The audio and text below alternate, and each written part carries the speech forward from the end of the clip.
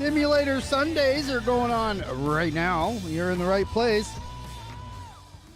We've had a problem over here. We're going to work on today. Might have got it from the headline. So we're UP today. I'll show you that here in a second as I get the volume down.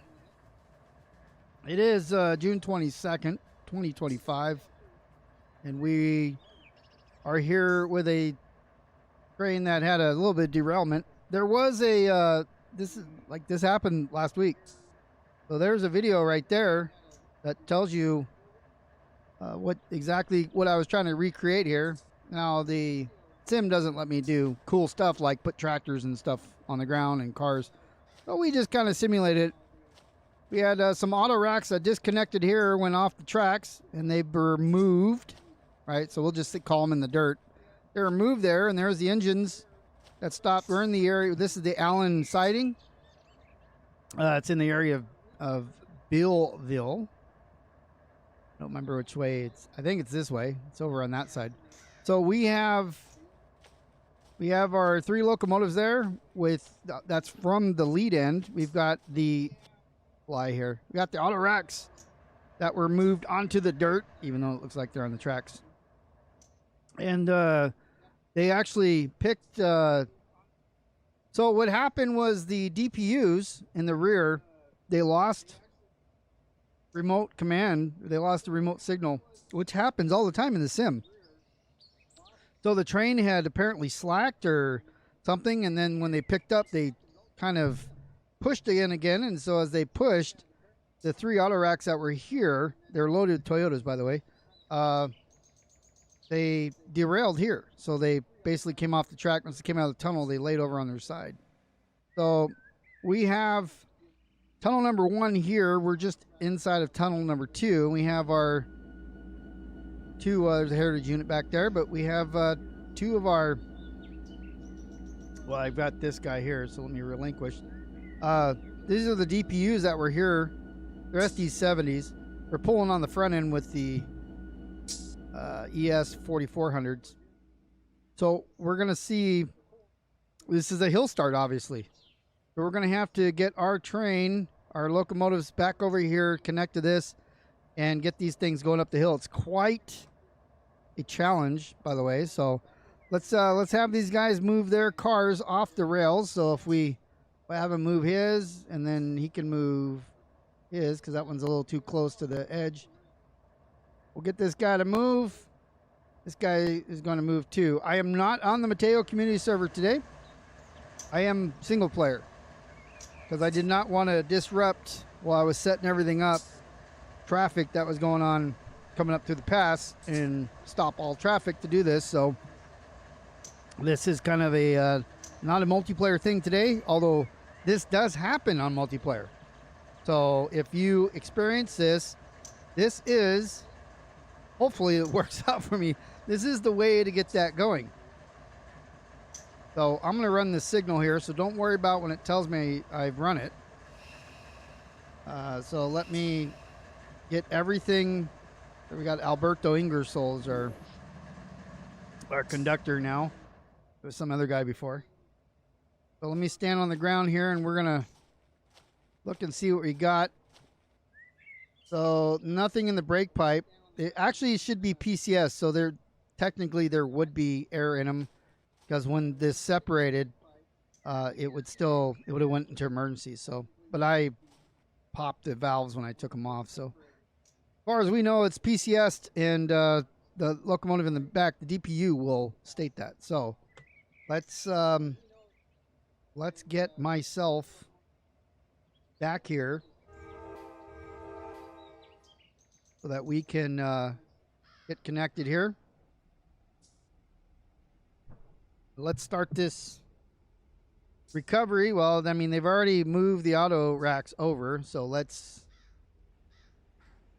reconnect and see if we can get this out of here. We do a little bit of DPU fencing and watching stringently the coupler pressures. We're going to be up in the 350 range. I don't know why that thing has to go so fast. Oh, because it's going downhill. That's why. Just let off the brakes and it's going to be coming down quick. So let's slow her down here. Locomotive brakes. Now we don't want to smash into this because then it'll be devastating. All the parking, all the handbrakes are on because we relinquished it when we disconnected. So that's another challenge in the sim, is that when you have a separation like this, the handbrakes are going to be on. So we're going to put some air on it and see if that will help us, because as the locomotive, as we take the brake off the power, it's going to want to roll back like we are now. So right now I've got the full independent brake on. Let me get on the middle of my screen here. All right. I am going to hit well, no, let's just connect. We do have a DPS right now. DPS. Hold on. Let me finish my thoughts here. So I'm going to do this, this, and this. Auto EOT. That is the main. So these handbrakes are still applied.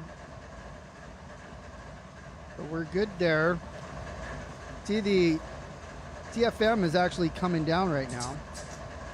So we are pumping air through. Go in here. So we have handbrakes on. I'm going to go ahead and give it 15 pounds reduction. So at 75 PSI reduction, I'm putting 5 pounds of pressure on the brakes so that none of this rolls. But we've got to wait for it to go all through the train. So we're going to wait here a minute. I'll turn off my...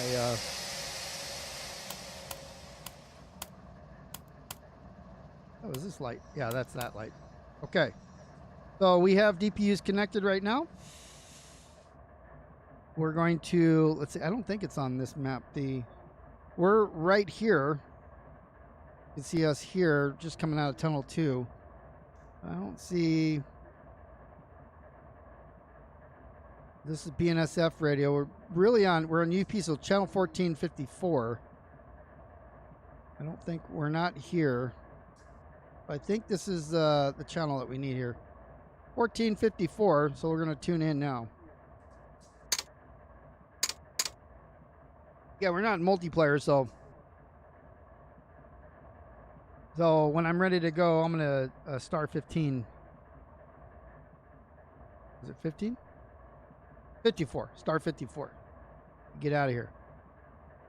So let's go look at some of our brakes. See what we got here. Somewhere in the middle. We got 75's on, 75 reduction showing, and 75 showing. Let's go inside. Can we? Oh, why can't I get in there? Trying to fly in there. So hold F11, press the window, and we should be in there. So no DPU, no PCS.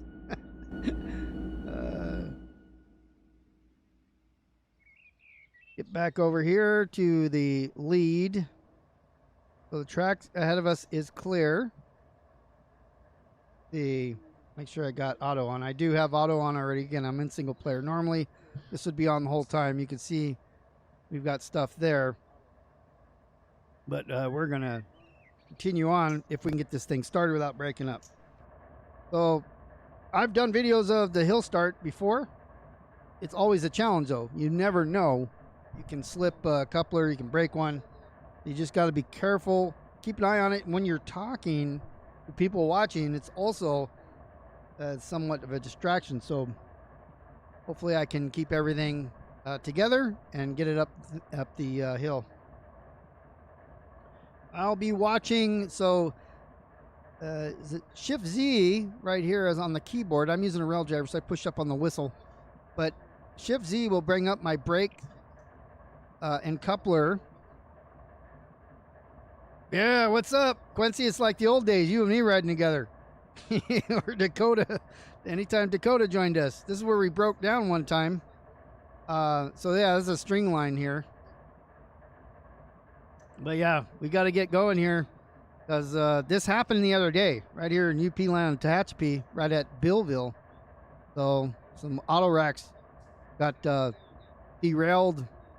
They yanked them out and had to get the train going again. So that's what we're simulating here.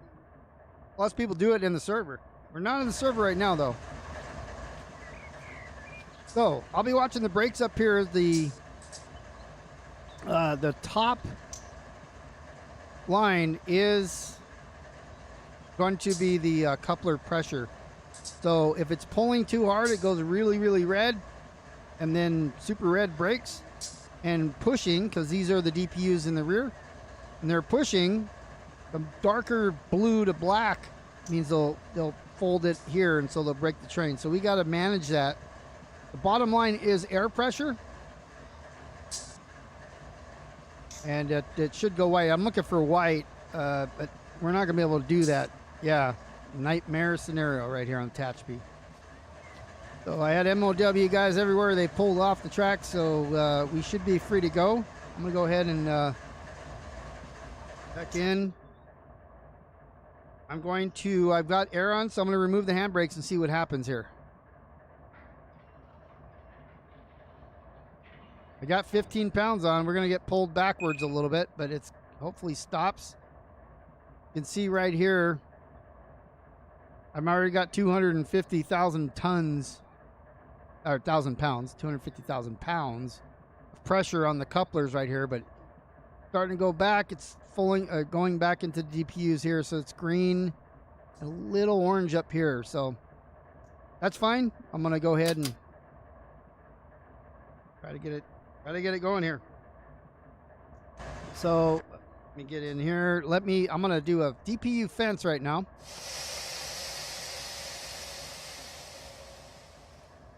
So we're going to call dispatch in a second, but I'm going to have the lead end, because we're uphill kind of as it's going into the flat a little bit.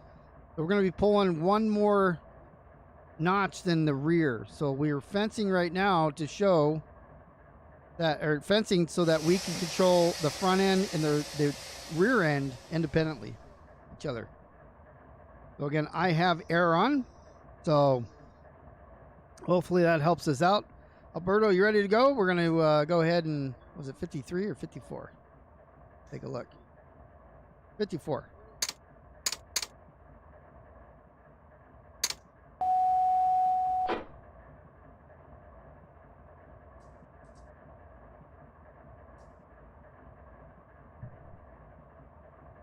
All right. Took us a little bit to get that. Probably because we're in the mountains.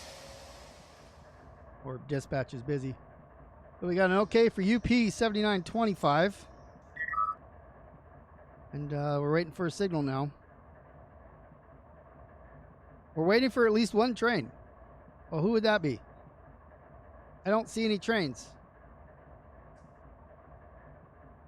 No. Okay. So we're going to, yeah. Where's the train? Is he talking about this guy here? Even single player auto's kind of not being good for us. We've got no trains here. All right. Well, we'll take care of that ourselves. What do you mean I can't do that? I certainly can. Okay. So why is that signal? It might feel like somebody's in there. I don't know. It should be flashing right now. So anyways, we've got our signal. So we're going to go ahead and, well, why is it not? Let's turn this off then. Turn it back on. Here in a second. Because it shows us block. Oh, that's the wrong signal anyways. This was our signal.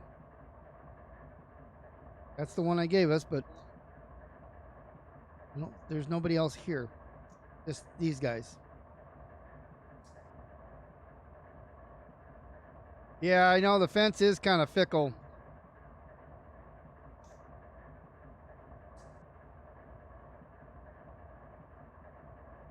And it's also taking a while to drop this signal too. See, go back into it in a minute. Nobody's blocking it. It can't be. Oh, it could be this guy here. All right. Well, let's drop these guys. We'll try it again because I don't want to deal with auto while I'm trying to pull this. So this guy's in this switch here, so that's why. All right. Oh, everything trying to set up for a simulation, and wait for the signal to drop here. Turn auto back on. Then we'll start. There we go. Star 54. So let's ask him again.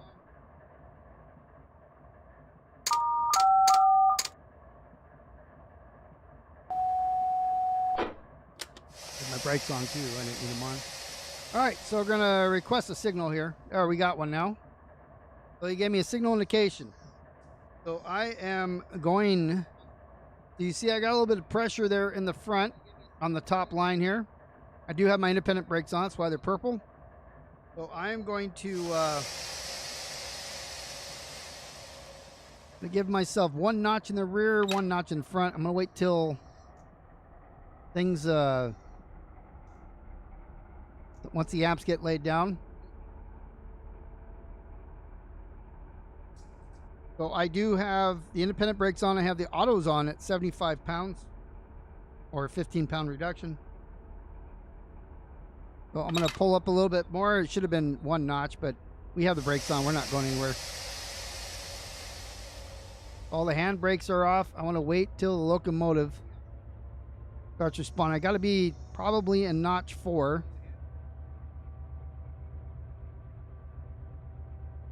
I'm going to push on the rear end here as well.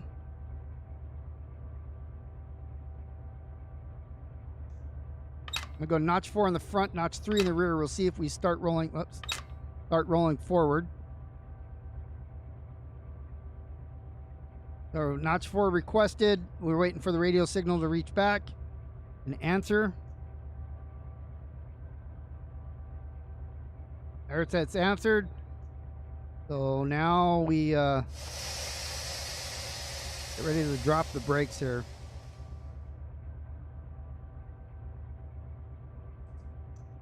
With the train or the automatic brakes, however you want to call it, you can put air on, but can only take it off all at the same time. So I'm going to slowly reduce the independent brake here. Brakes, I've already dropped the air on the locomotive, or on the whole train brakes. Now I'm trying to bleed out the locomotives here.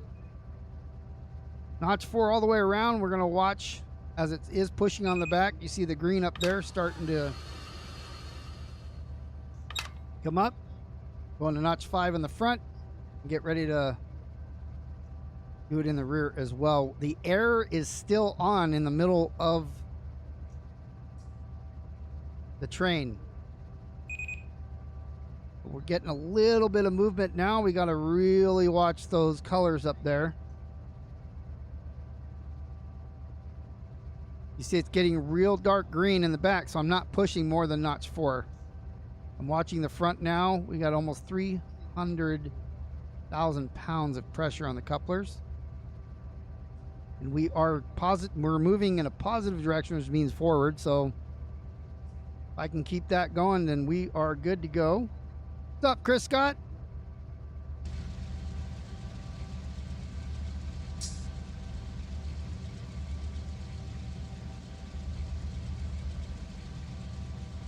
Go to the back. That's the wrong one. You hear it pushing back here. It's in notch 4. Fine, as long as you keep it under 400. Yep, and run 8. But you can see how dark it's getting, how dark green it's getting now. As long as it stays green and not, like, blue is pretty bad, but black means it's broke. Same thing in the front. Red, so it's orange in the front. Like right now, we're doing good. Barely pushing 3, right?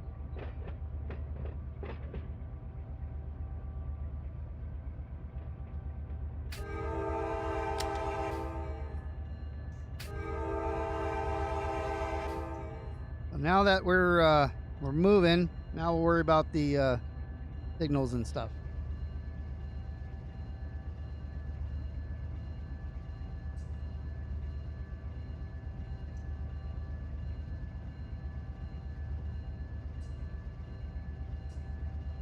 That's better than when I practiced earlier today. Because I put the scenario down, and I mean it worked just the same, but I had removed I didn't use air, and when I took the parking brakes off, everything kind of went haywire on me.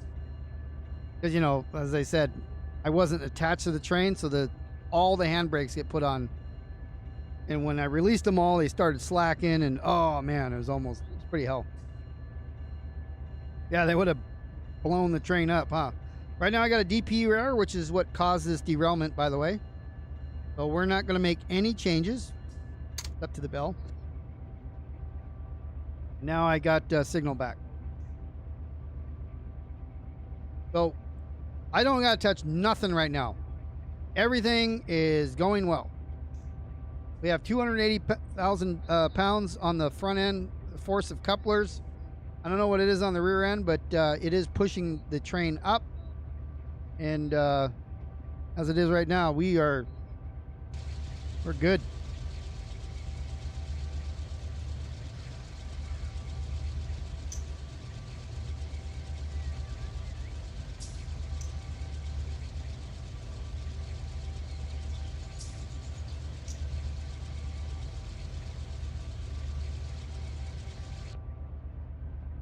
Let's go back, see where Mr. White's usually hanging out. He's usually hanging out back here.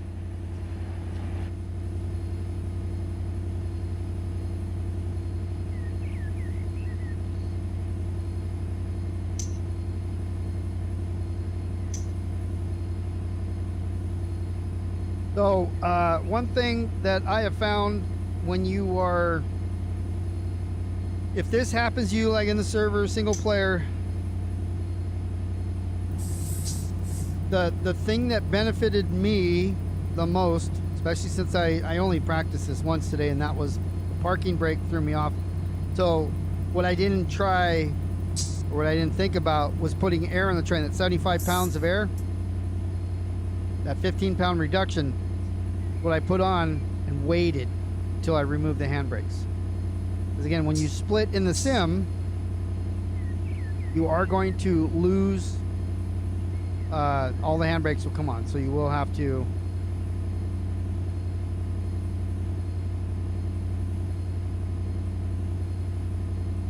oh yeah, right.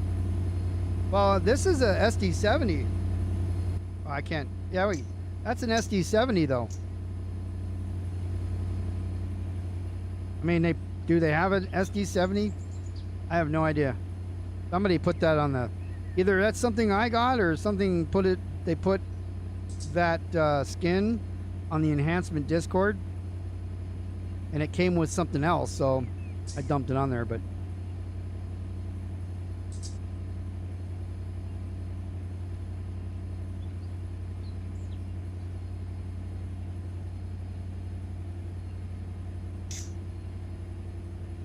okay, so that's real. 70 is an actual heritage unit. All right, so if I look up here real quick, so our track speed in the Tehachapi Pass here is maxed out at 23. Is not supposed to go faster. We're at 7.8, so we're good. Our HPT is 2.7. It was, or correction, 2.8. It was 2.7. Those other 3 full Autoracks. 8,000 tons, 52 loads, 46 empties. It's a quality service, or quality. Now, I understand. So I had to figure out where it's coming from, where it's going to. So it is a Q train for UP, which is a high quality manifest. However, I'm running it from Roseville, which is RV, to West Colton, but I'm coming through Bakersfield. I understand that is not probably the route they would take. They'd come down into LA. However, I only had, like, I don't know, 4 hours to try to scour the internet looking for the information on what train derailed, and I can't find it anywhere. So please forgive me, and you don't need a comment saying, hey, that symbol would never be there, Maybe it will, maybe it won't, but probably not. So if that's your, if you want to complain about that, well, I'm sorry, but I had a larger purpose here than worrying about what symbol is going from where to where. Because people do complain about some of the minor things. And that's okay. You have every right to do that. Just nobody's listening.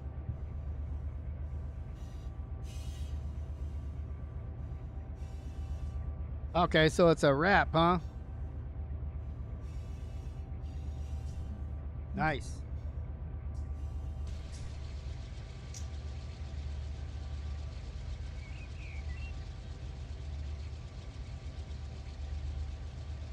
Let's go back and look at the back of it there. Let's see, F11, click on it. Here's where Mr. White would be eating burritos right now. So we came out of the tunnel there, getting ready to go into tunnel 2 where the derailment happened.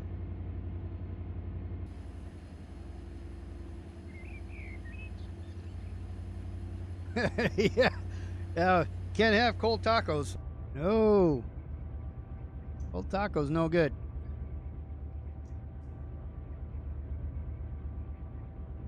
So we're at 265. I could, I'm going to go ahead and defense now. Let's see what happens. So this is where things could get tricky. I'm going to come up to notch 5 on the fence first before I bring the fence off. Yeah, I am going to notch up. I wanted to do it together, though. I'm trying to keep the train just the way it is.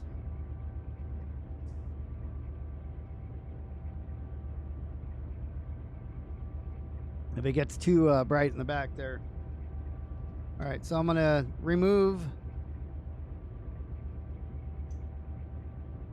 So then when I notch up, gotta be careful on the rail driver because it wants to go all the way up to 7. So I brought it up 1 notch. It'll take a minute for, a couple seconds for the rear to catch up. That should give me what I want. So I'm now on notch 6, and we'll watch the couplers.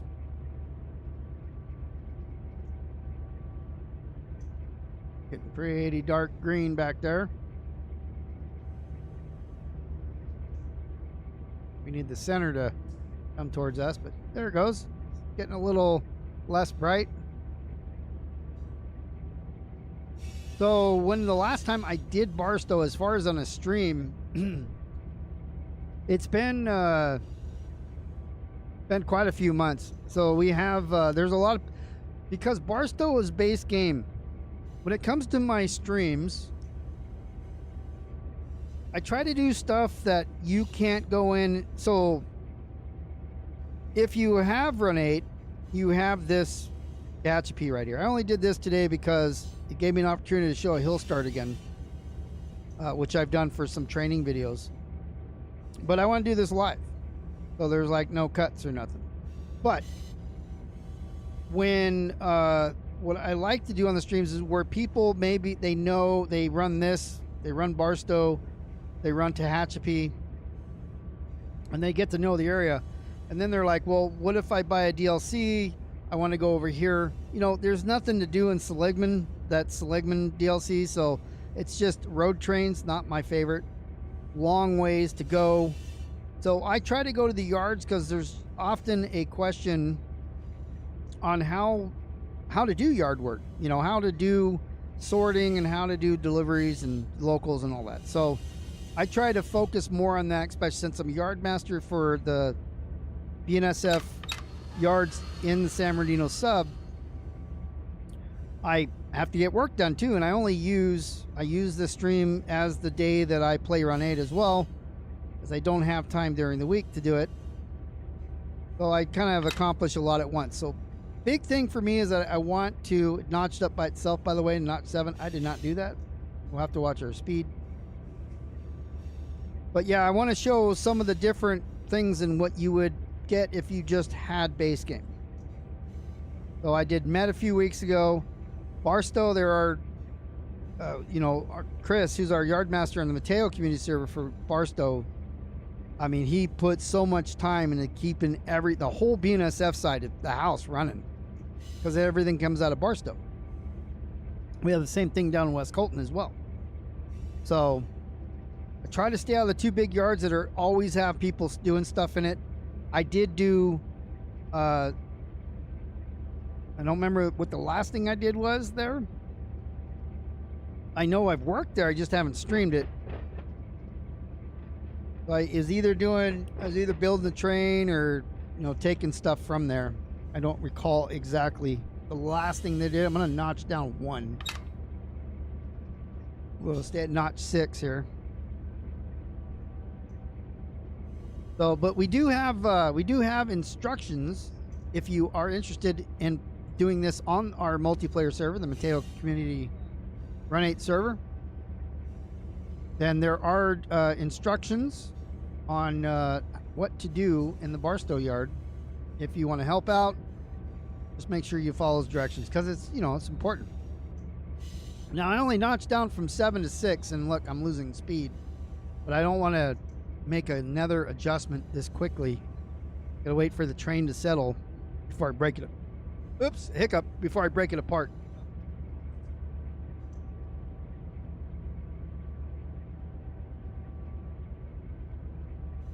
Let's see if I can get into 7 and hold it there. Nope, 7.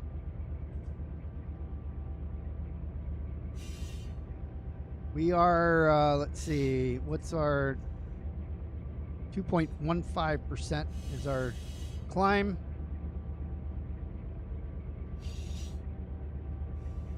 Gotta be careful with my hands moving around the rail driver. Accidentally bumped the brake or something would be not good.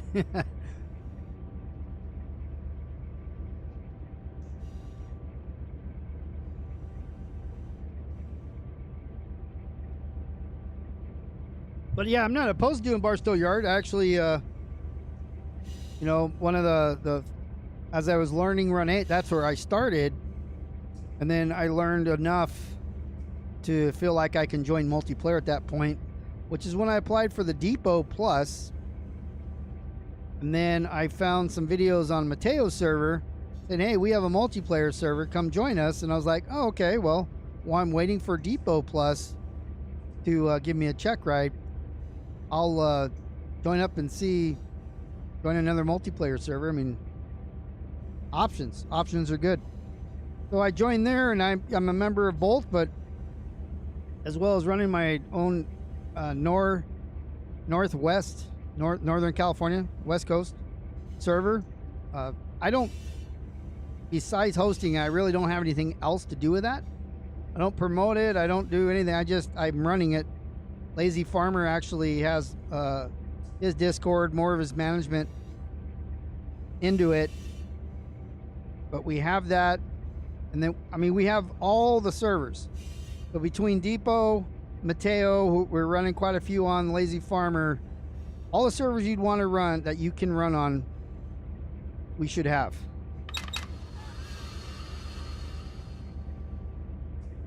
So if you spent money on the simulator and you want to reach out and try different areas, we have all of that.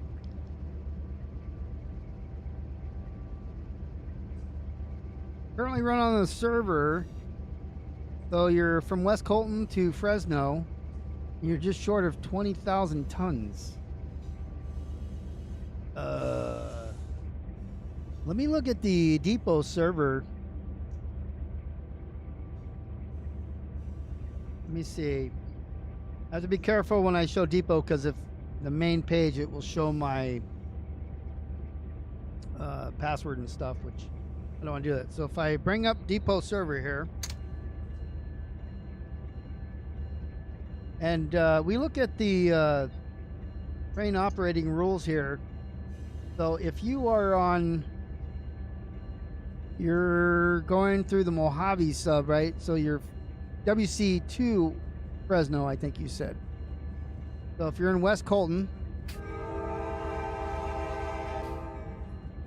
and I don't know, there's restrictions. So I guess there is no wait.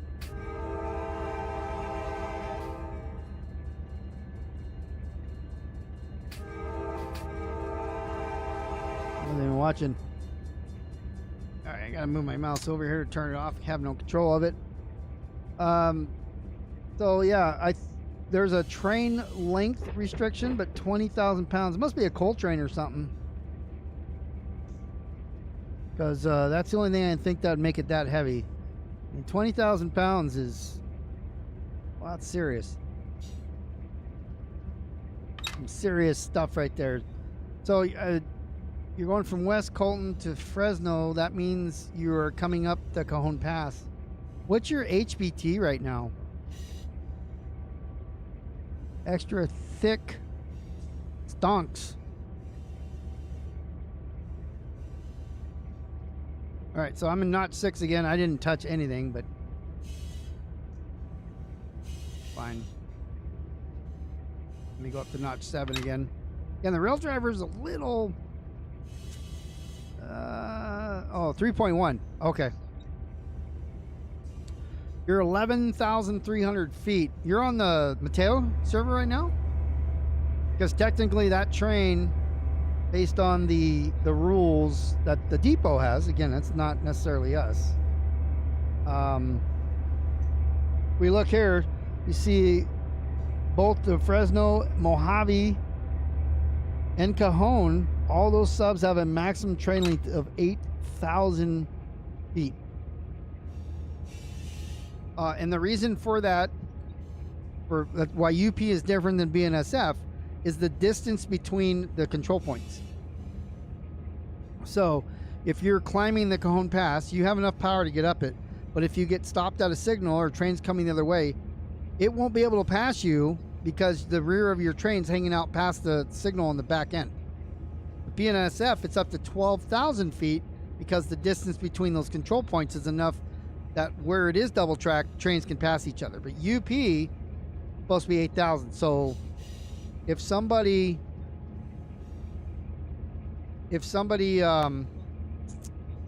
had built that, if a yardmaster built that, then I need to look at that and let them know that, yeah, you got to watch that because you're going to cause a traffic jam.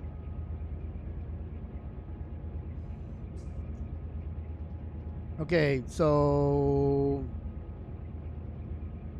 wait, notch 7 head in, notch 8 for the rear. Yeah, but I don't need it. And you have to, just because, so you're saying use notch 8, but if I put more notches there, I'm going to break the train in half. So we don't need to push. We can't push. We're already putting too much pressure on the rear now.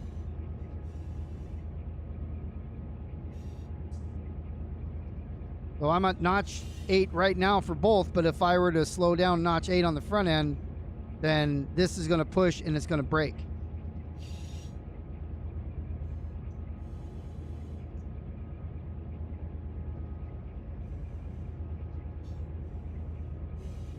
It's more of a guideline that we try to follow. I mean, the yard masters, sometimes they don't really think about it, or they don't know. I've been running the sim here since it came out, the version 3. So I've actually had trains that were too long. So that's why, I kind of remembered. I mean, yard masters, they're basically helping the server out. They don't know everything either. So we don't know everything. A lot of us aren't really, we don't work for the railroad, so we're not real engineers. Mr. White is, but so we don't know everything. We have to look it up or ask somebody as well. Then we pass that knowledge down.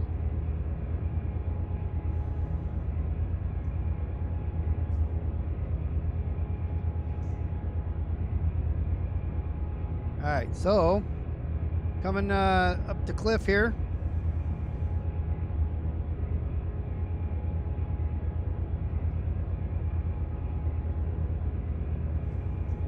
I'm curious about, if we get routed, we should get routed down the pass.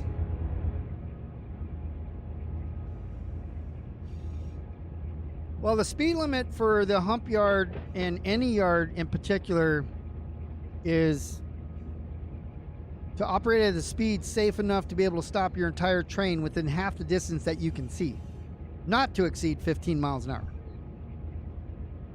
So it's the same way anytime you are operating a train under restricting, 'cause that's the definition of restricting, or in a yard, you can go up to 15 miles an hour, we say.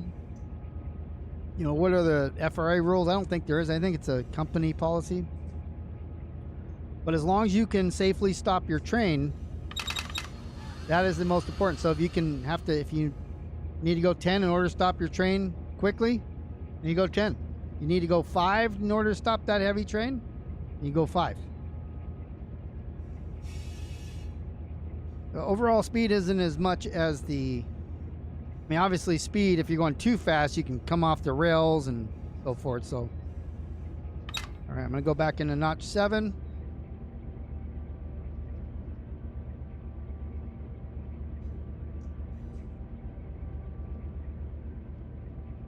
And if there's other trains operating in the area too, you'd also want to slow down, because you never know when you might have a close encounter.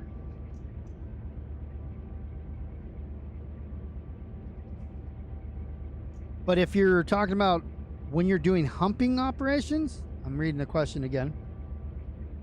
It's 2 miles an hour pushing into the hump. Your retarders at the end will speed up or slow you down to get the cars where they need to go, but 2 miles an hour is the hump operation speed.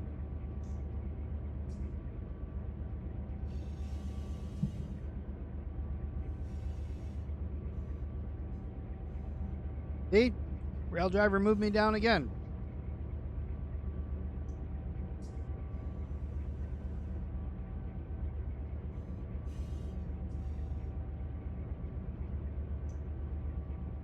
This is what sucks, is when I got to figure out where I was. That's notch 6 when I exit, because otherwise it will go to whatever the setting is. But yeah, it's getting a little lightened up a little bit darker than I want it, but so far we're good.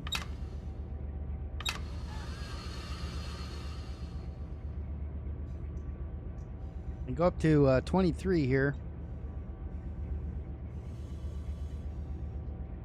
See what the rear of the train. So we got a 2% grade. We're still climbing right now.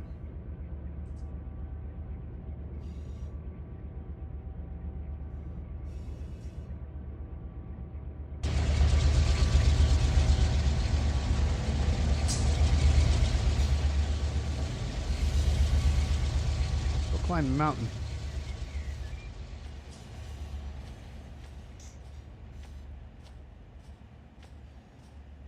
See what we got here.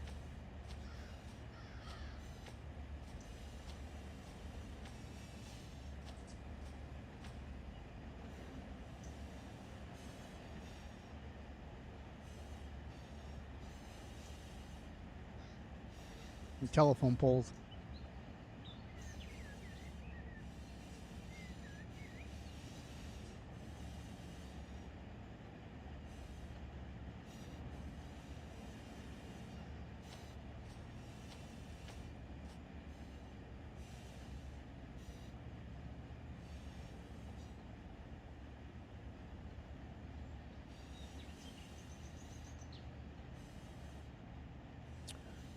They're using remote control system. In what way? Because my understanding, anywhere, well, in the yard, Barstow. I mean, Barstow's 45 minutes from where I'm currently sitting, and I worked there for just outside of it for 11 years. So I saw a lot of stuff there. I'd fly my drone and stuff over it too, but there's a lot of remote control that happens in the yards, especially the hump yard, the classification yard. They move a lot of cars with remote control because it only takes one operator. So if that's what you're talking about, then yeah, I think that's pretty common. A UP does. I haven't seen it a lot. So West Colton is 2 miles away, and maybe 3. I think it's probably 3. But I see mostly people driving the locomotives there, but I don't the hump's in the middle of it. It's long, so haven't spent a lot of time watching the hump yard. I see the outbound yard and the receiving yard from the freeway. But I mostly see engineers driving the locomotives, not remote control there. But Barstow, there was a lot of remote control action going on.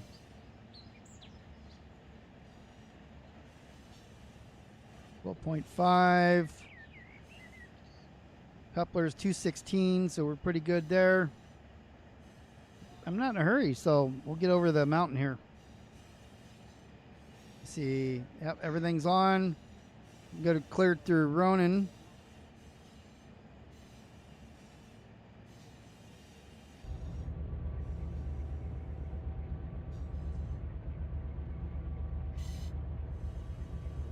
But one more notch up because there's no tunnels that I have to worry about right now.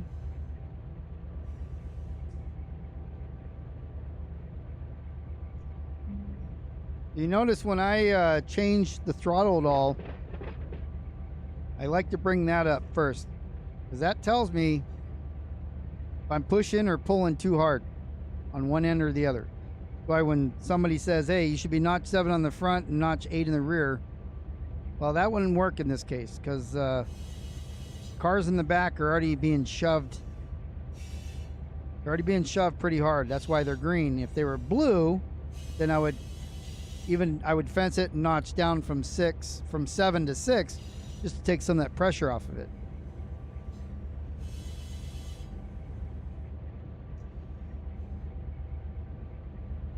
Kind of stretch the train out a little bit more, but there's going to be a lot of slacking, especially those Autoracks in there.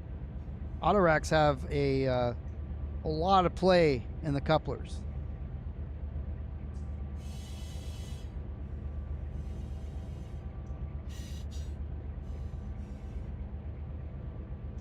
We're sitting pretty at notch 7. We're at 15 miles an hour. And just slowly climbing through the pass. Up to 23 miles an hour, so I'm doing 15. Fine by me. Important thing was we got it started from a dead stop after a derail, so that was the hard part. Now it's just keeping it together. But we could have an issue where the same thing would cause a derail, is that the DPU loses signal, comes back in, and maybe there's a right now. So we've lost signal DPU. So if I were to make a throttle change, a DPU can't get it while it's not receiving, and as soon as it does, it can jerk the train. It can push it and pick a rail, pick a switch. The crossing, I don't know if it was crossing, it was a detector. I didn't hear a detector, but I went over one earlier. I didn't hear it. Didn't hear it go off. I got all the sounds up.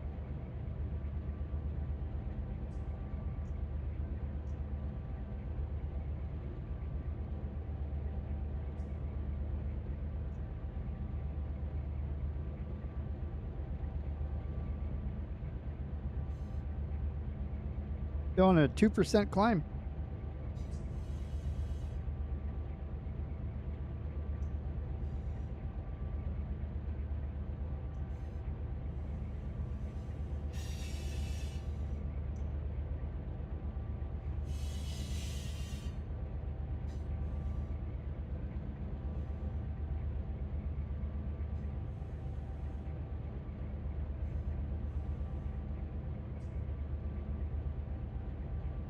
Okay, I don't know what tunnel this is.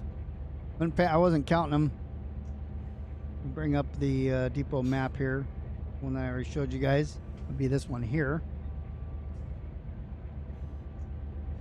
If we do pull that up, can't see the tunnels being blocked. So we were right here in Bealville. We're through that. It'll be one of the, could be tunnel 9, perhaps. Could be coming into Cable pretty soon in Tehachapi. Or am I going the wrong way? No, I'm going the right way.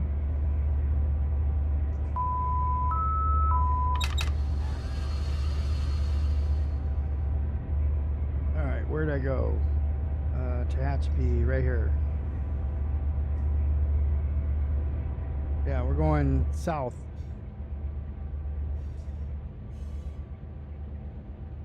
South towards Mojave. Rid of that.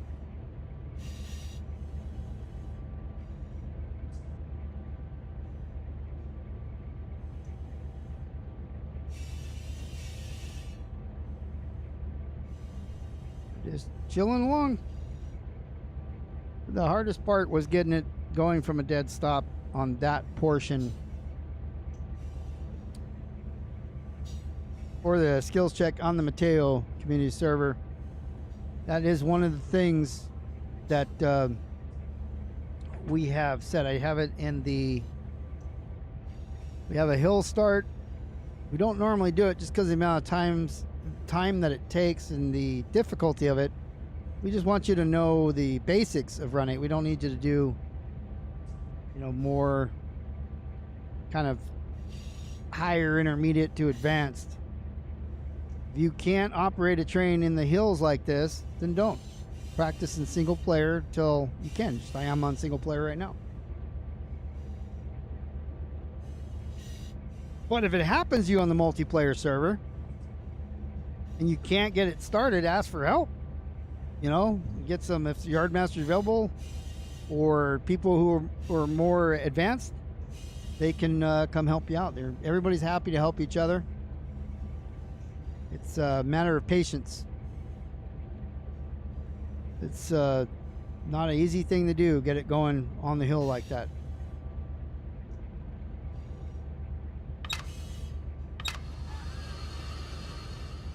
It does feel good when you accomplish it. Especially when you got when you got people watching you do it.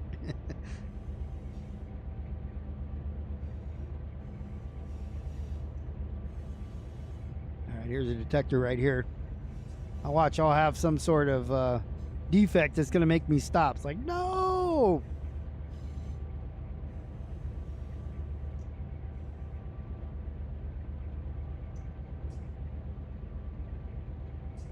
I don't know what's going on. Maybe I don't have this sound. Maybe I screwed up the sounds for the detector. I'm not hearing them.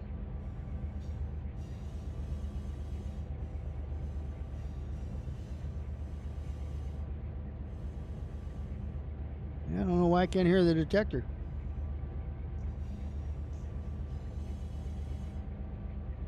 I hear them all the time down in LA when I'm driving down there.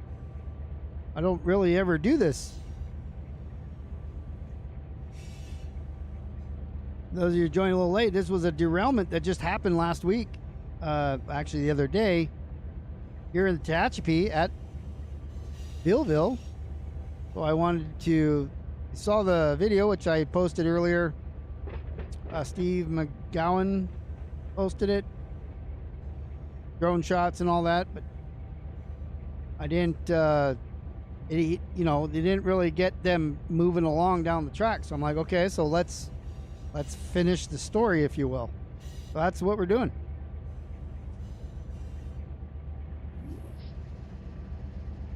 Pressure's coming on.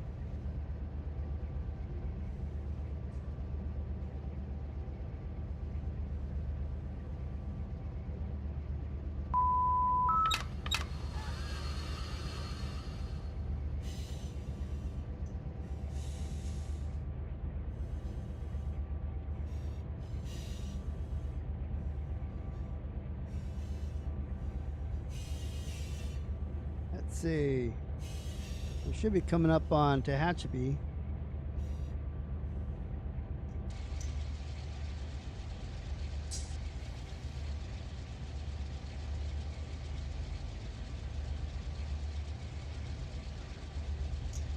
This could be it here. I was looking for something on the rail that told me, but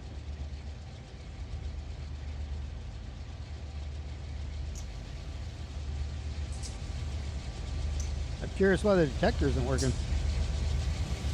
I did download some custom ones, I thought. I usually run BNSF, but I've heard them on UP.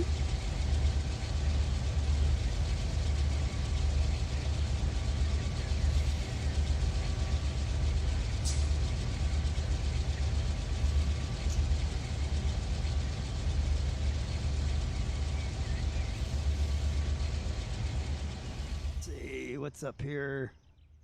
There's a helper unit there, or the helper track.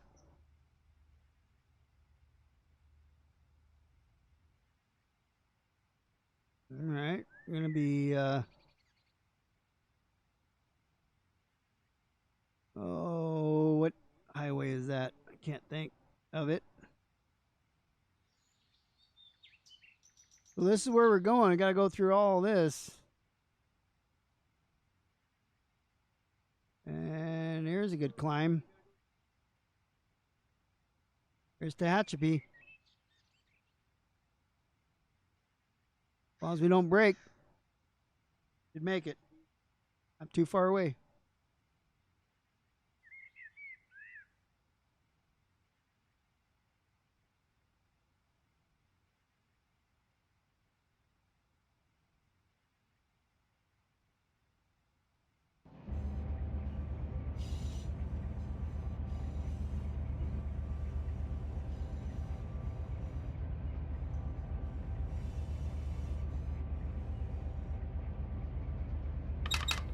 Oops. No, wrong way. This is going to hurt.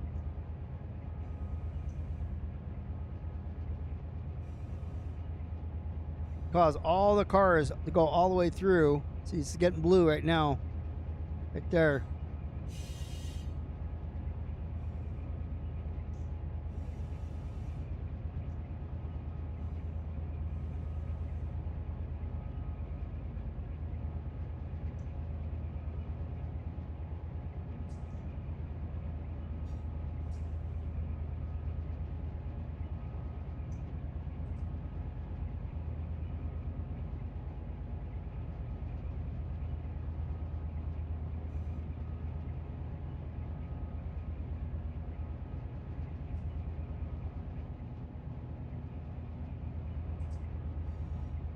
Maybe should be on a different channel. Nope.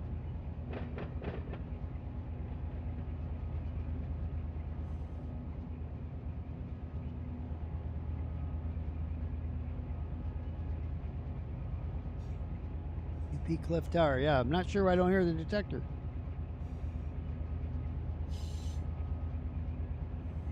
I do have the default ones still, so I can reset it. But like I said, I've heard them down in San Bernardino. I just never heard them here.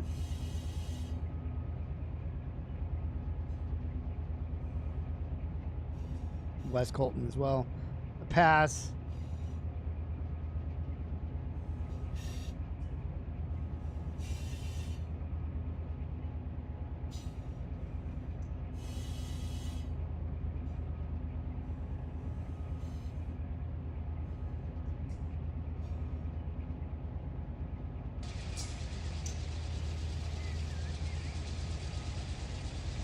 Dark it's getting in this.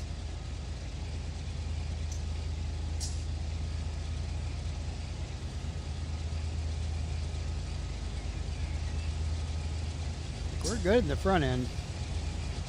Pulling notch 8 here. We're looking good. Just kind of pushing. These are empties back here, so that could be why.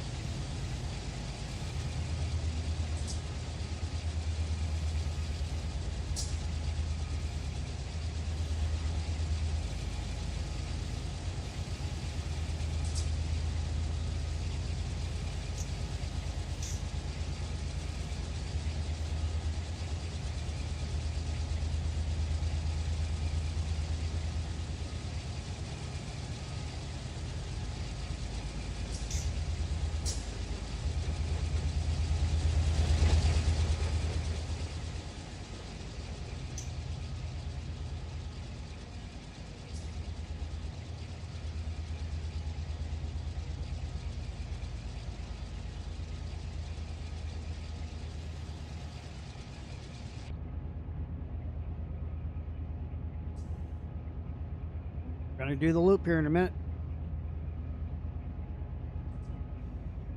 UP detector. There's the detector. 347.0.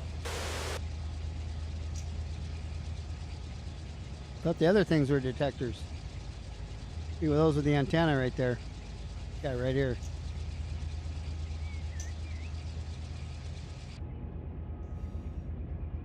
That was the silver boxes that were next to the track. That's usually what they are.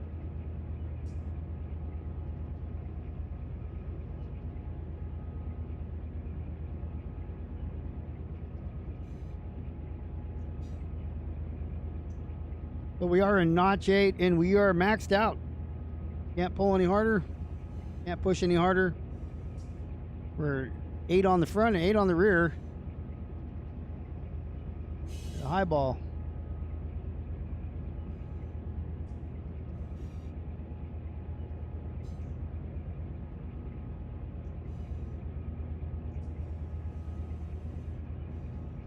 $34.72 is the mile marker.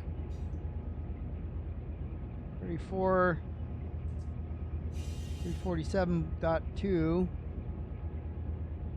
347.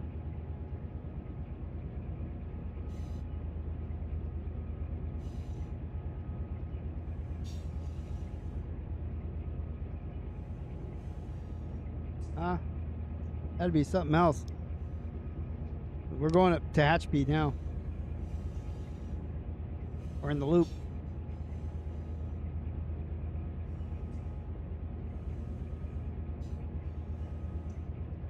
You see, 360.5 is the city of, or the town of Tehachapi.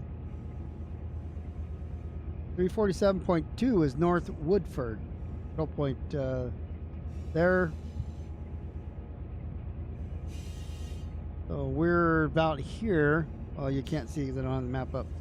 About 350.6 is what it looks like. Coming up on Waylong.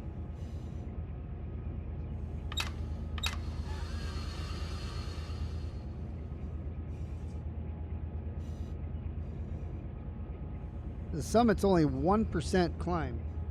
A bunch of tunnels.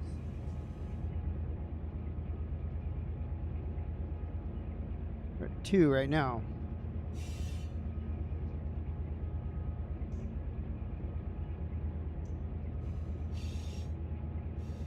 There's a Y at summit, so we'll see this control point here. Yeah, Woodford. Okay.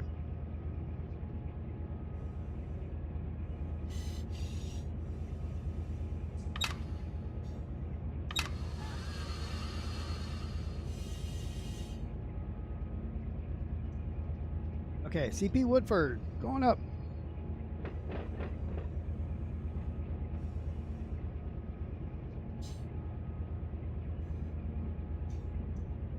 We got Tunnel 9 coming up, 10.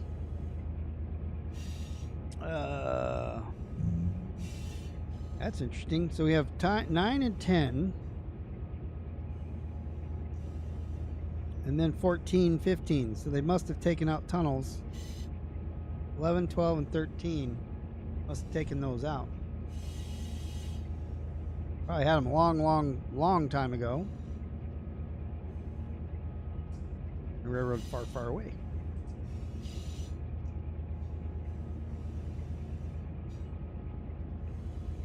So we'll get through this double track section here. Will be 354.1 will be the mile marker. And the summit is at 362, so that's 12 miles. QP detector milepost 347.0. No defects. No that's good. defects. Total axles 422. Train speed 16 mph. Ambient temperature 64 degrees. UP detector out.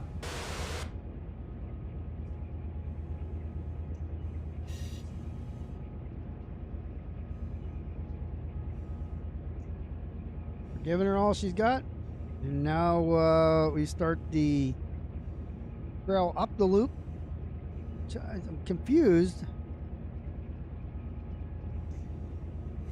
Is that going up the summit? It says it's 1% after you clear Tehachapi. While coming the other direction is 1.25, but we're at 2.3 right now. So I don't see that grade listed on this map. Oh yeah, I do. That's at Caliente. Caliente shows 2.1%. But according to our little gauge here, we're at 2.3. So it should get a little less after we get through the Tehachapi loop here.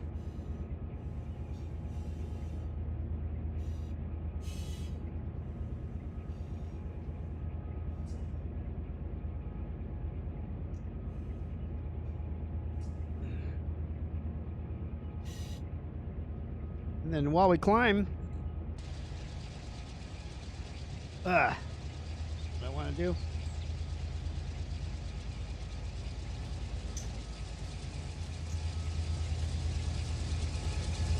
Watch the little rail fan here for a second.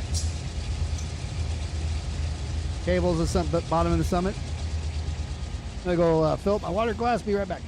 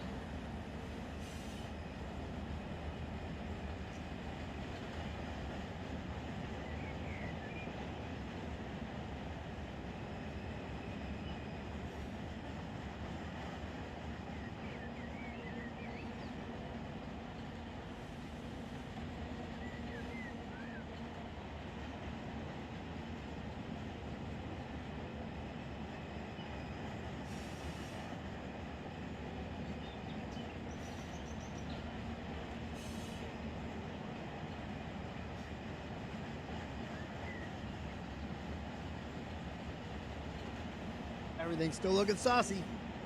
Yeah. The rest is all downhill, you say?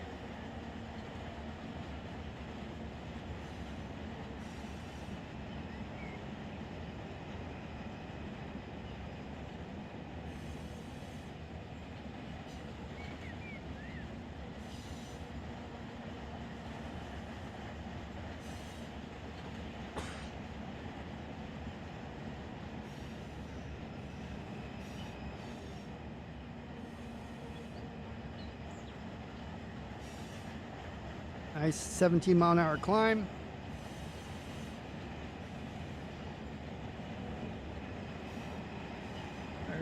Nope, no, you see the. Don't see the DPUs yet.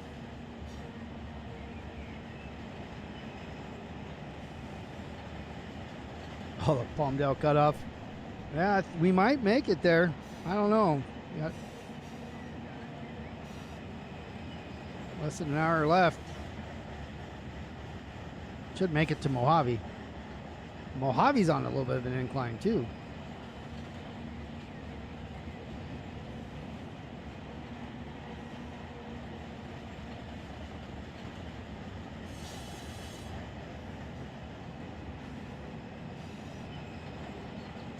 Here they come.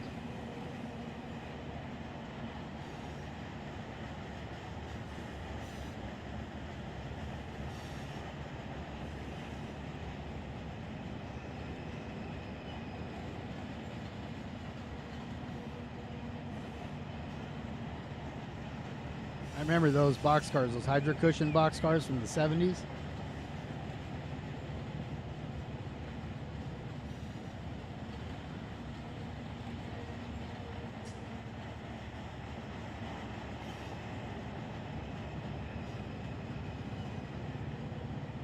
Why the back's getting squished so much, all these are empties.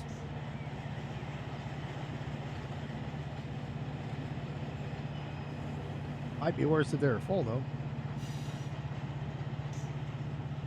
Should have probably the DPUs in the middle where the empties are, like between them.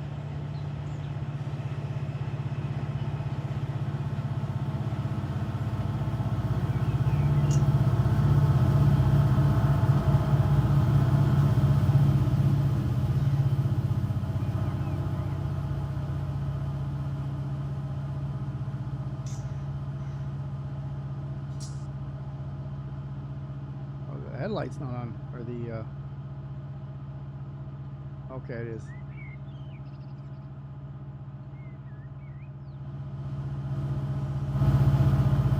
That was weird how it drew that. I mean, it was off. I turned it on, but. And it is remote control, so it does take a while. So here's the loop. And go around and go through and up.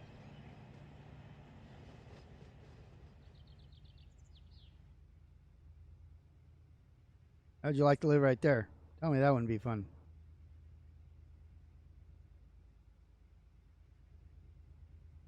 So he's coming around this way. You dizzy yet?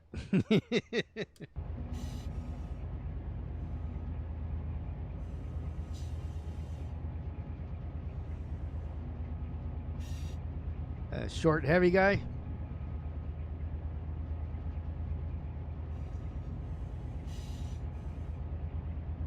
Well, let's see how it goes. Ah.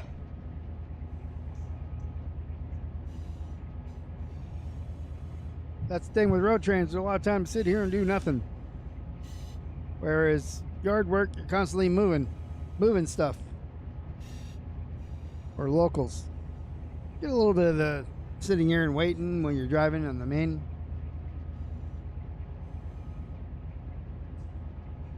The iron triangle. Not a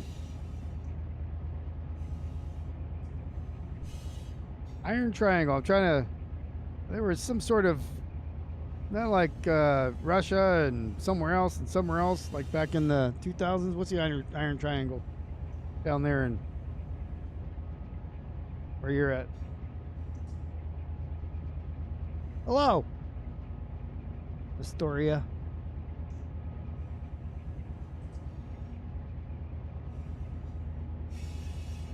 Astoria, is that Alabama or Georgia? Sounds like Georgia.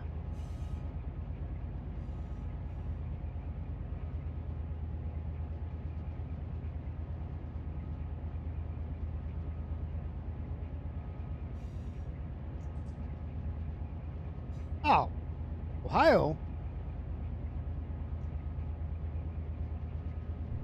You can tell I'm so I've been to all the states. I have the last state I ever had to go to was Florida. And I hit that in 2008. I was stationed in Hawaii in the military, went to Alaska in the military, and yeah, been to all the states. Drove through most of them when I was a kid.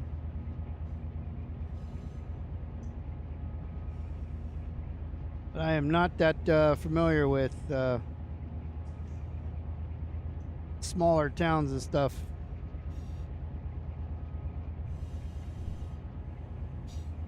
Train watcher's wet dream. You get trains at around the clock. What? So that's Ohio where that happens. So is that CSX in NS land or just CSX? Probably Bean Sniff area too, because up to Chicago, maybe even UP.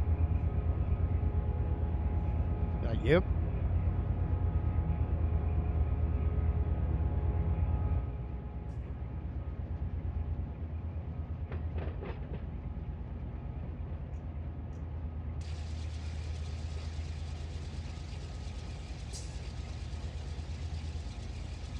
One more loop around to get on top of this.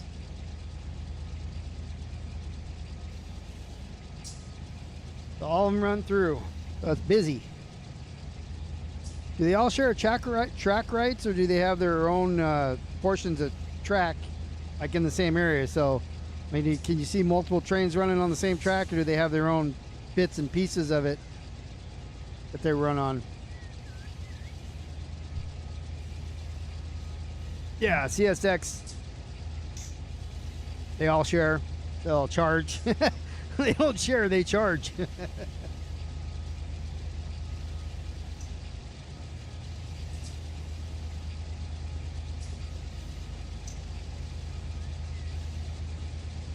This is the actual loop right here, by the way. Tehachapi loop.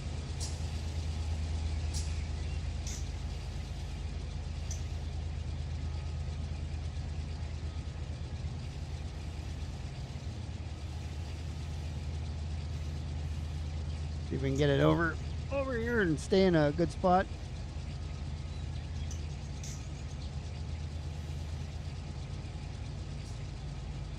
Oh, you can hear DPUs.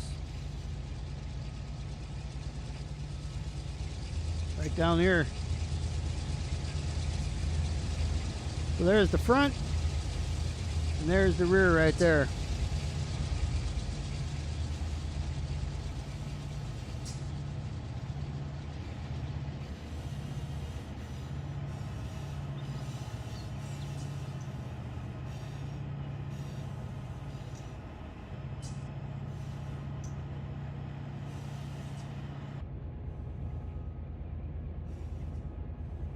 We're beating them, we're racing them.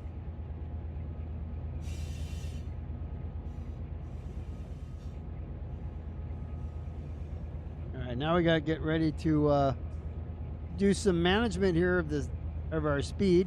We're still climbing.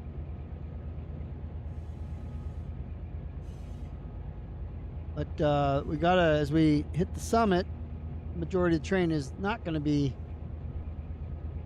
Some of the train will be climbing, some of it will not be.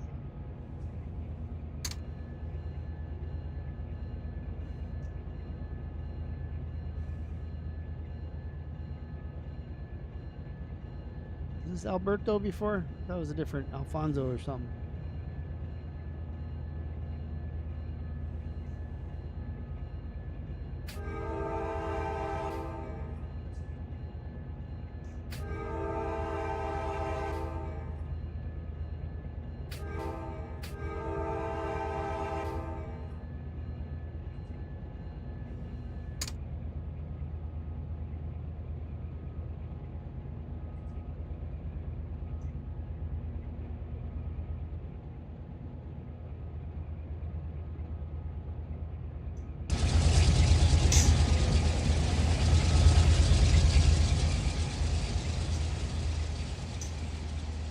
Let's see what these guys are doing over here.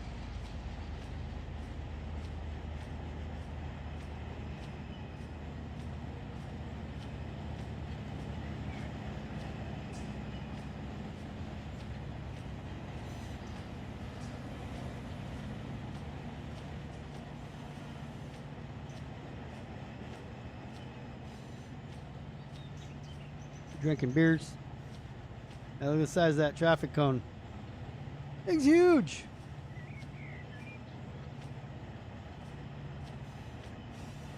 Oh, you got a BNSF guy and a UP guy hanging out together. Like a Ford Ranger. And I don't know what that is. Guess they're both like Ford Rangers. Like an F550 or something here.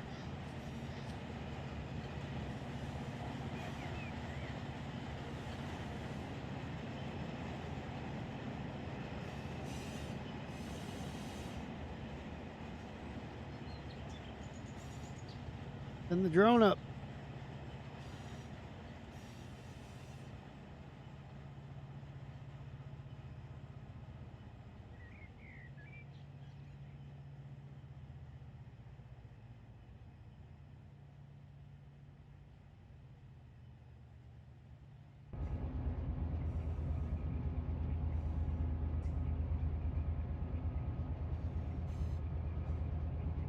So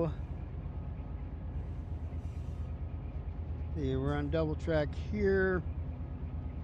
So this is Summit. Coming up on Summit here in a minute.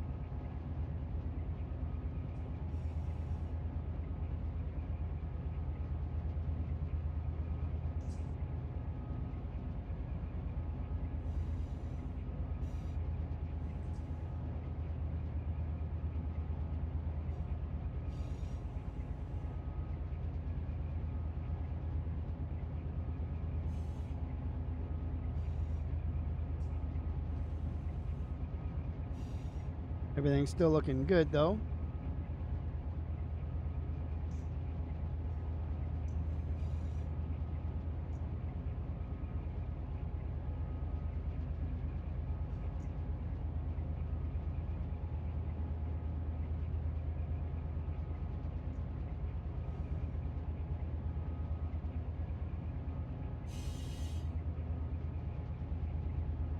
Yeah.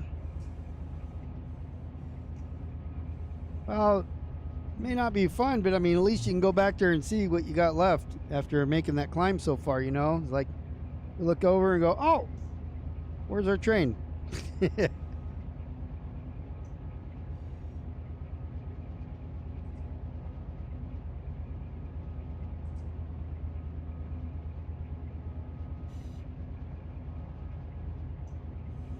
See all the, you run an intermodal, you see all the doors swinging and open because you'd stopped at a signal and all the thieves ran and jacked all the bays open. Do that all the time.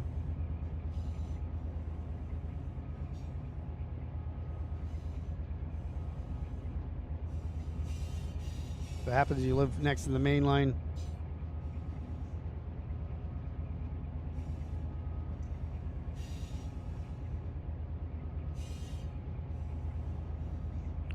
We get a lot of free TVs and stuff too where I work because either BNSF or UP both run through the city. They it's all covered by insurance. So if somebody breaks into those, we end up out there. They're like, here, take TVs. 'Cause, you know, they've already. Well, I guess once you break the seal on them, once the seal's broke on the cars, they gotta, you know, insurance takes over and they just get rid of all the merchandise that's in there. I guess it depends on what it is.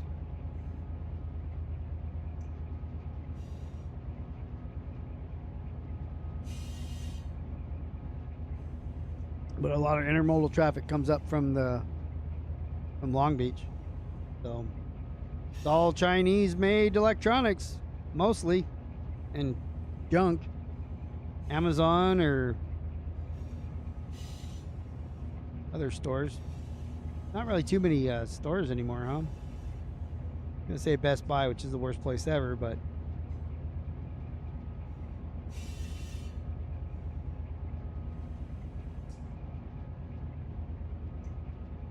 There's some people that know that story. I've said it a million times.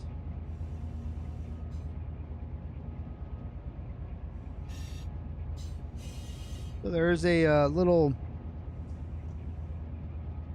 what is this? 2,000 feet long, so. Little siding right here.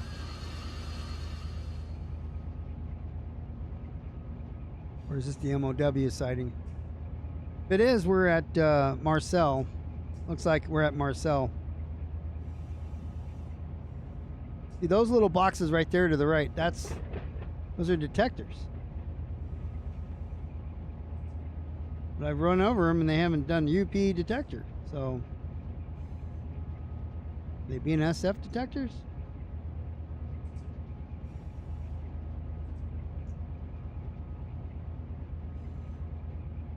Weird.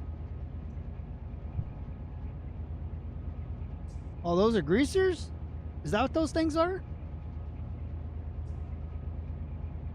Well, they got grease on the rails. You go over them and it greases up the wheels?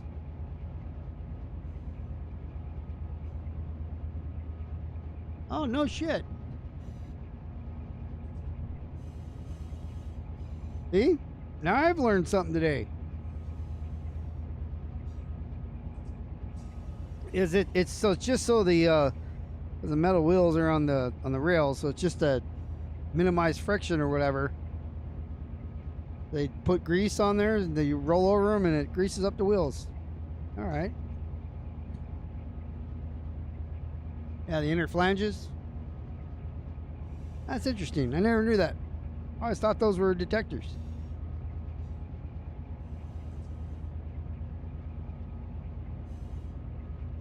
It makes sense with all the curves on here, you know. I'm gonna keep those bad boys lubricated.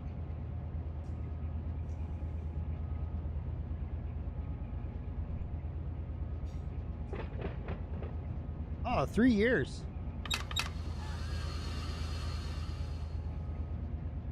I mean, it makes sense now that you guys have told me what they are. It makes a lot of sense. Otherwise, you're doing a little metal on metal action, and you know, You guys can watch me do that on Wednesday when I'm playing Kingdom Come Deliverance on Twitch, because I finished the baseball season. Didn't make the playoffs for once. Yeah, it's pretty good. Welcome, BC.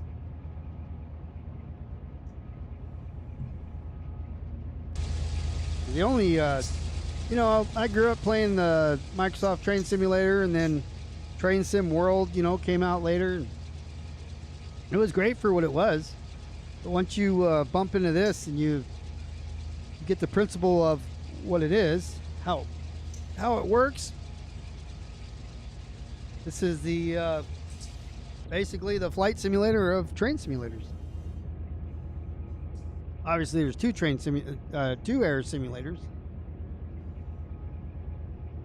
Microsoft and X-Plane. It's like both of them.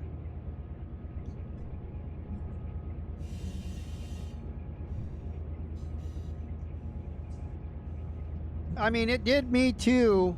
I have been playing, so this is version 3, obviously, that we're on. But I learned about it during version 2, but I'd heard the rumors that version 3 was coming, so I did not get into version 2. I waited for version 3. I waited about 6 months, so I discovered this. I think NS Horsehead was the one that I would start watching. Here's a greaser right here. Now that I know what they are. So yeah, I started watching him do runs on it. I was never a big sit in the train and go straight kind of person. I always preferred yard work, and on the, for example, in Train Sim World, where they have where you can run some of the locals, like the Canadian version, that's where I really started enjoying running train simulators. And then when this came out, actually what got me into Run 8, I saw NS Horsehead. He was playing, he was the conductor and another person was the engineer, and I was like, oh, they're playing multiplayer. So that's when I discovered Depot Server and so forth. I said, oh, you could play with somebody else and do yard work, you know, do locals and yards. So it's not just driving point A to point B, which isn't the best thing ever, for sure. Not my favorite. And so that's why I started researching, found out what Run 8 was, and was watching videos. And then the week they announced it, hey, it's released. I bought it. I never looked back. I don't even have any of the other fake train games installed.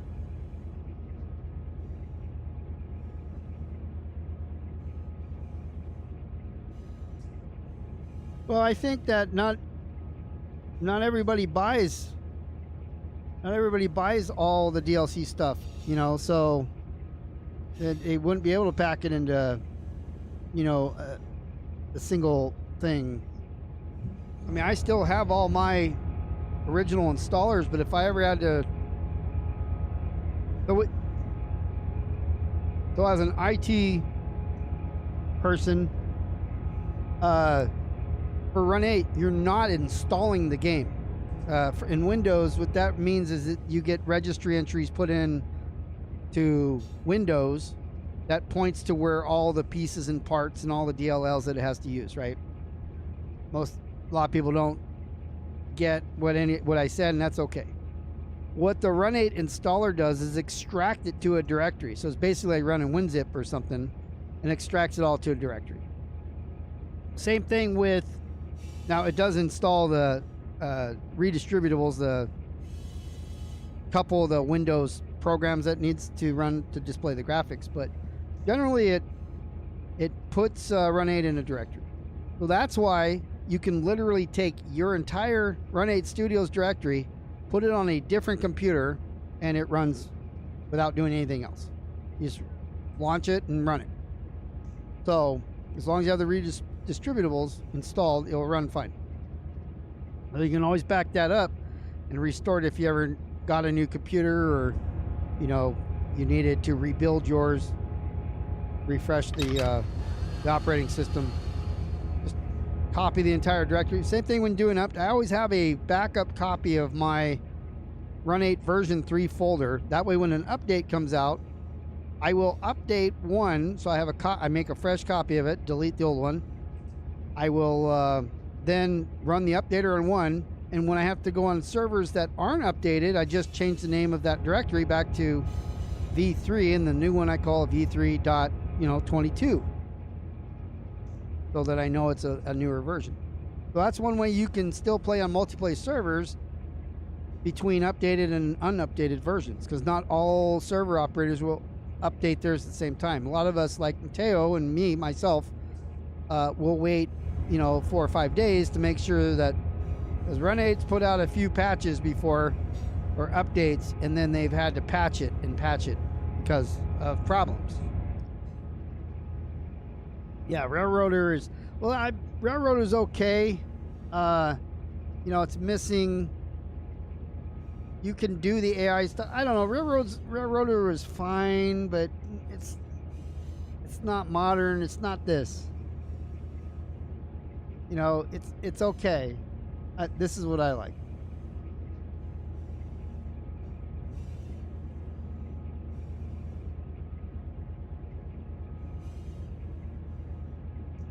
I don't know that. By the way, Mr. White, that train's in Run 8. They had a baby, it would still be Run 8 because it would have the all the good stuff from Run 8.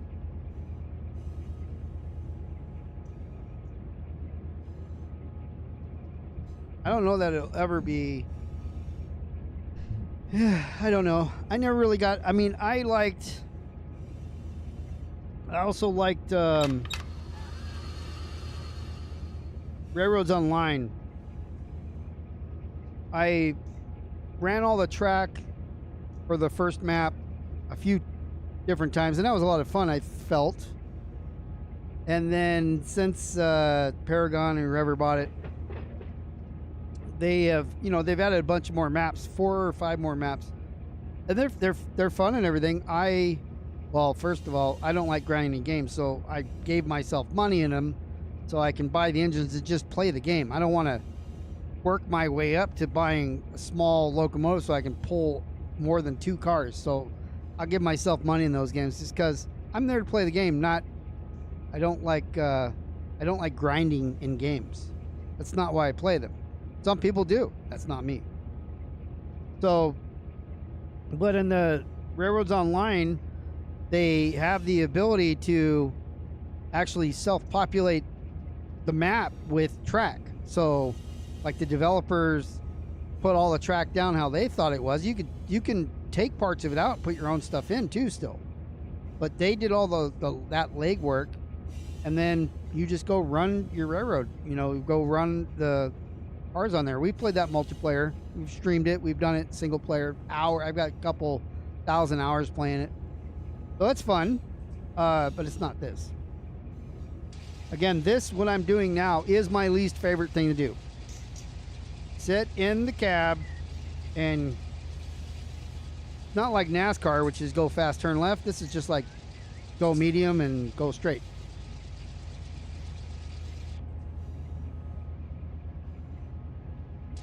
That's why I do all the different views all the time, so I can just give you something else to look at instead of inside the window.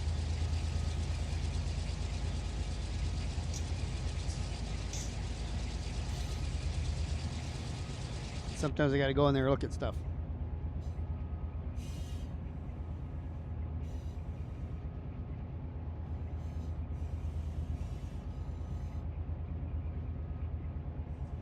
So we're still track speed 23, but we should be getting to a point where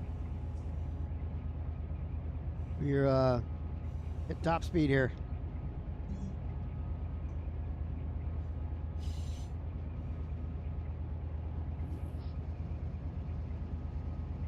Hello, Pat. How are you doing?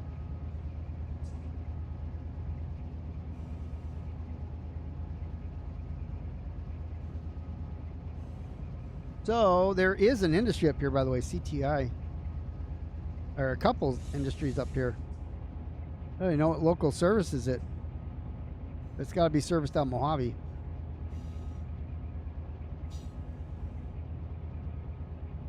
We got Chemitool.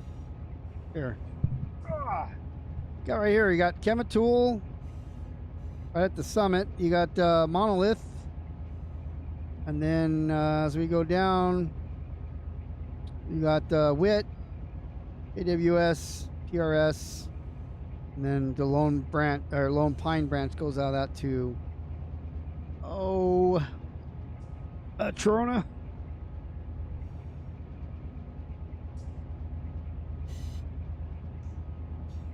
And then we get into the Mojave Yard after that. So I've got to, let's see, if I look, I've got a 40 right at Cameron Road. I can, actually after Tehachapi Boulevard, I can get up to 40 miles an hour. But right now I can't. It looks like we're going to start going downhill here. Still shows, see, tell me this ain't deceiving. Shows the grade I'm on is I'm climbing 2%. It almost looks like we're going downhill. We look at our, stupid. See, I'm still pushing on the rear of the train. I've got a little bit of slack, you know, nice and buffery right there. It's all nice, but I'm pulling a bit here. And I'm pushing a lot here. So the train, this part of the train, still getting pushed uphill.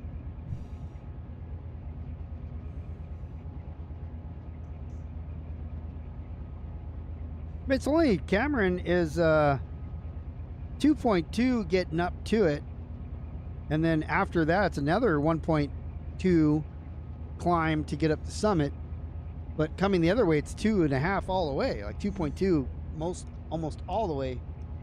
A DPU signal loss there. It's out for 3 cycles, then we would get a shutdown on that DPU, or it would basically lose connection. We'd have to stop because there's no way we can, I mean, from where we're at now we're fine, but we'd have to stop and do a start again after we reestablish connection.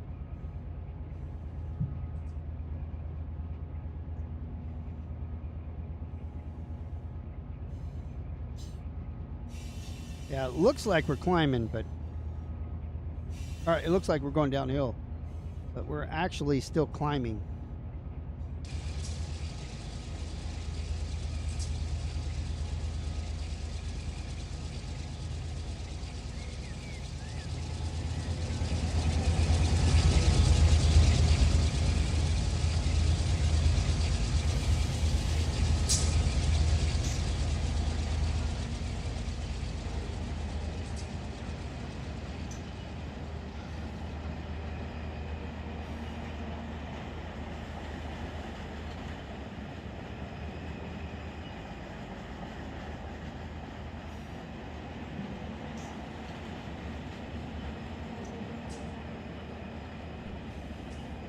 So in the old days, most were manned, most of the helpers.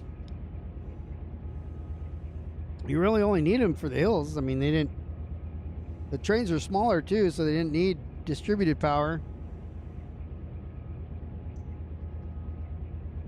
And I keep saying, you'll believe we'll back this up, is that a lot of people don't understand that that I've talked to, that the DPUs, one of their primary purposes in mountain training is for air, to charge the air back up. They're not always there to provide power. They are there a lot to depends which direction they're going, but they're going downhill. It's to put air back in the cars, you know, the compressors.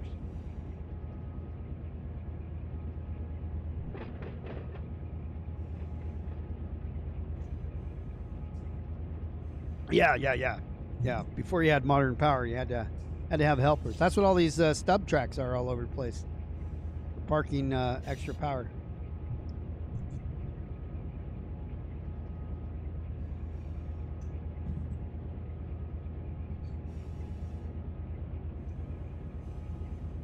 I mean, the technology to drive the DPUs now, it's not new. It's still radio control. It's, you know, uses a simple microwave, like Wi-Fi kind of thing, you know. So while it's new, it's not really new. It's a remote control.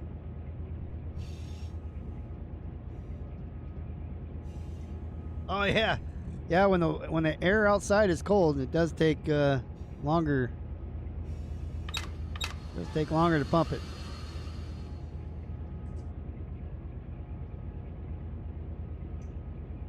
Yeah, I was saying the Dash 9s have train links, like in the cab.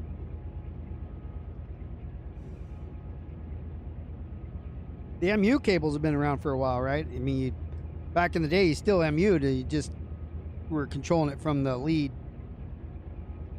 just not distributed. So distributed had to be radio signal. You wouldn't want to connect it to a wire. I mean, you could do like a fiber optic thing and run along the airlines.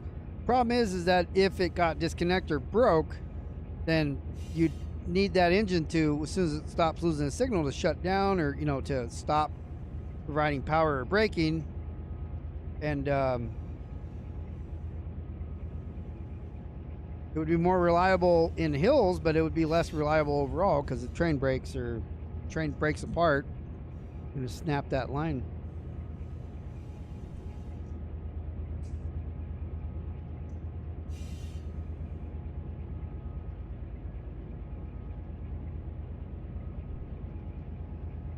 Getting smoked out in the tunnel sucked, huh?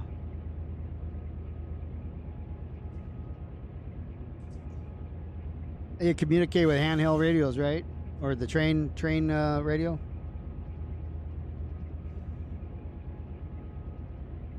All right, let's see. What do we got up here? We got signals coming up as we start approaching Mojave Yard.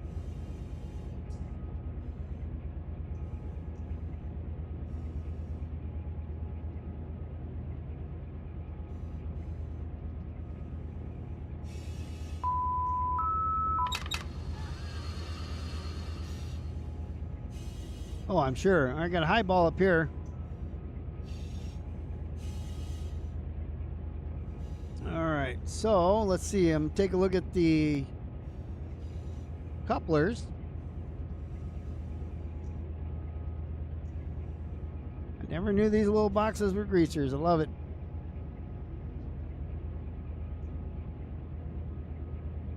Boy, the ground's so nasty looking next to them. All right, well, we're at notch 8. I was going to notch up, but I can't. I'm already notched up. Oh, is that a shitter pond?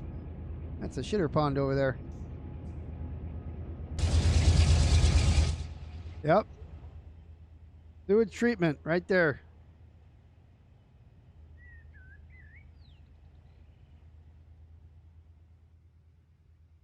All right, so we have a crossing here. Tehachapi, the town of Tehachapi.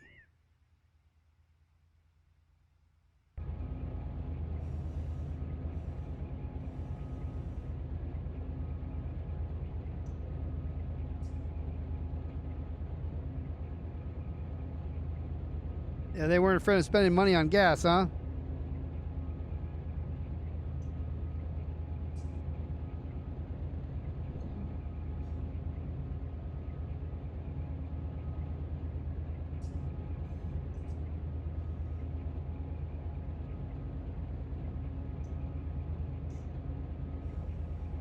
Let's see.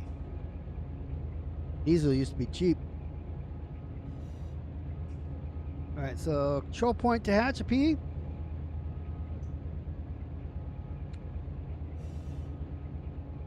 We should have our 55 coming up.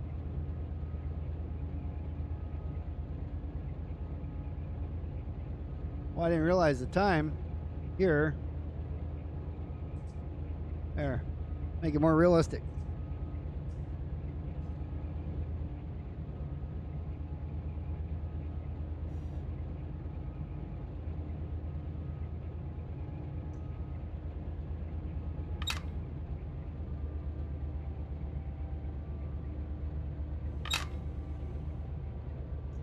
Probably gonna need to jack the notches here in a minute again. You are going to be going downhill, but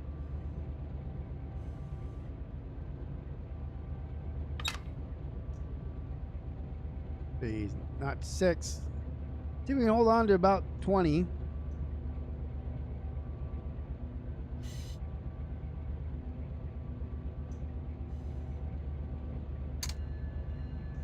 Does PTC decide, or does it just bug out and decide and it drops?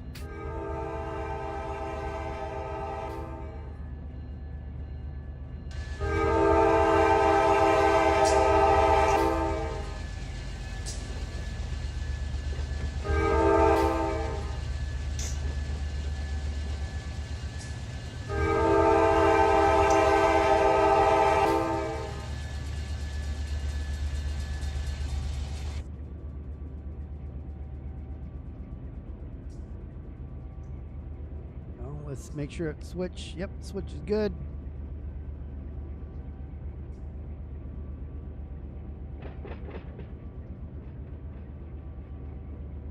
Throws a fit. It's there for your safety. Don't care if you have to walk the line.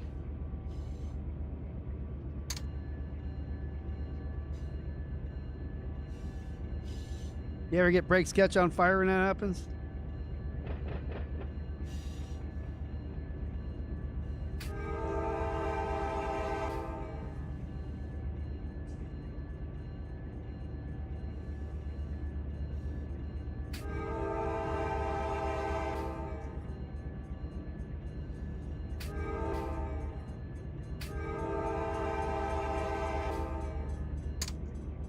Smoking afterwards, yeah. All right, I got a 55 here on the track speed, so notch up. Let's get her going.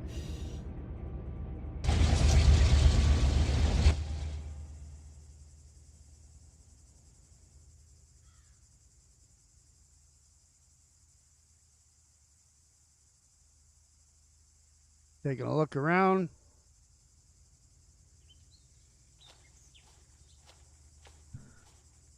Well, we were able to get it done.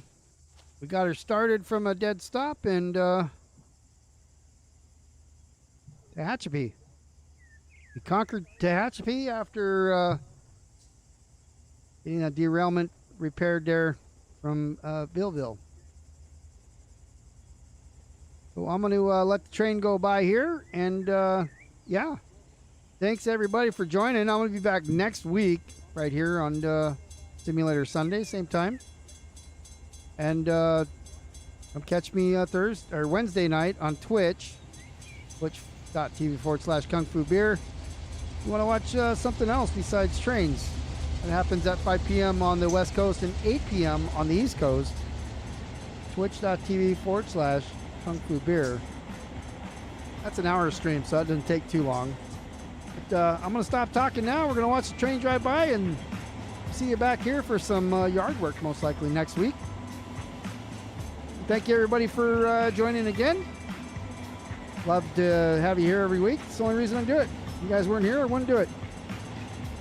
So I will bow myself out, give you all a break from my ears, and probably go to the next signal, and see you guys next week. Everybody have a great week.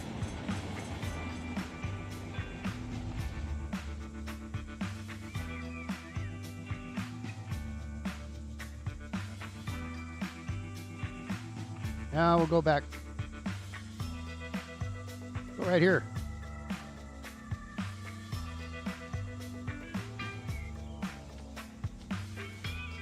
Over here where these guys are chill. Go hang with our buddies.